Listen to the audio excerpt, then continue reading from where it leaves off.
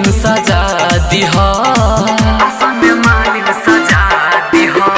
देवलोक से माई आवतारी, आसन में मालिन सजा दिहा। लाली चुनर मैया के भावे, के भावे नीम के गछिया लगा दिहा। लाल की चुनर मैया के भावे, नीम के गछिया लगा दिहा। लाल चुनर मैया के भावे, नीम के गछिया लगा दिहा। नीम के गछिया लगा दिहा, नीम के गछिया लगा दिहा।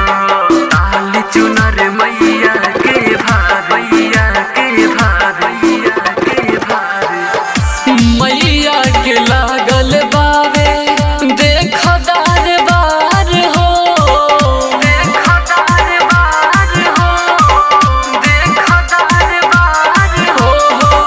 पान फूल गड़ी चढ़े फूलवा के हार हो, फूलवा के हार हो, फूलवा के हार हो। पान फूल गड़ी चढ़े फूलवा के हार हो। फूलवा के हार हो।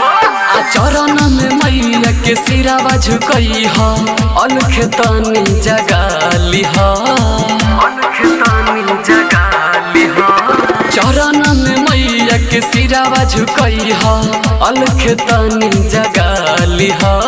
लाल चुनर मैया के भावे, के भावे नीम के गछिया लगा दिहा। लाल चुनर मैया के भावे, नीम के गछिया लगा दिहा। हो लाल चुनर मैया के भावे, नीम के गछिया लगा दिहा। नीम के गछिया लगा दिहा, नीम के गछिया लगा दिहा।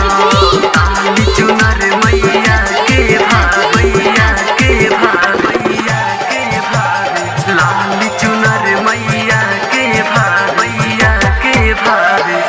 माने मनीब गावे माई के भजनिया, माई के भजनिया, माई के भजनिया।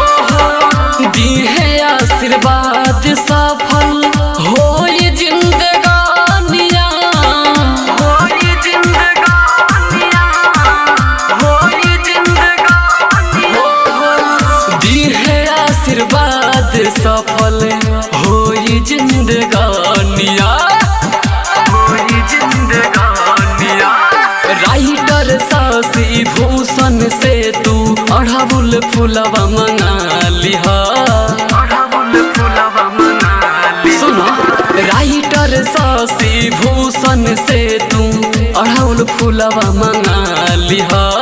लाल चुनर मैया के भावे, मैया के भावे नीम के गछिया लगा दिहा।